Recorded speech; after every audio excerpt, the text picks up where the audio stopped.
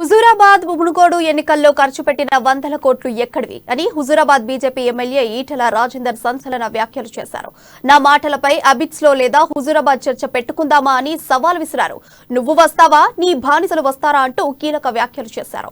Police అక్రమ కేసులకు నిరసనగా కరీంనగర్ జిల్లా బీజేపీ ధర్నాలో ఈటెల రాజేందర్ పాల్గొన్నారు. హుజూరాబాద్ ఉప ఎన్నికల్లో కోట్లు పంచారని మండిపడ్డారు.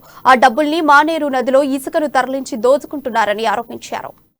పోయిన వాయమన్నా నువ్వు కంపెనీ కాడికి పోయిన వాయమన్నప్పుడు నీ పొలం దున్నినవా చేసినవా?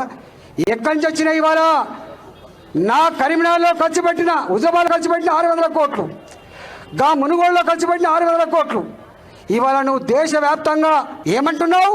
నన్ను చైర్మన్ చేయండి. నేను అడుగుతున్న కేసీఆర్ గారు, నీ బ్యాంక్ అకౌంట్లో 1000 కోట్లు ఉన్నాయో కదా, మరి చనిపోయినటువంటి కుటుంబాలకు కనీసం 1 కోటి రూపాయలు ఇవ్వమని చెప్పి డిమాండ్ చేశారు. 1 కోటి రూపాయలు ఇవ్వని చెప్పి 5 లక్షలు వస్తుందా ప్రాణం?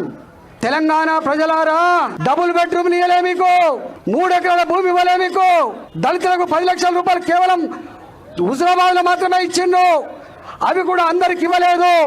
కార్డు లేదని, రేషన్ కార్డు లేదని, ఫోటో లేదని, ఒకటే కుటుంబం అని ఇక్కడ లేవని చెప్పి ఇంకా 3500 కుటుంబాలకి ఇంకా రూపాయి రాలే. ఏనాడు 1 రూపాయి కూడా ఇవ్వకుండా గెలిచిన బిడ్డ నేను. ఏనాడు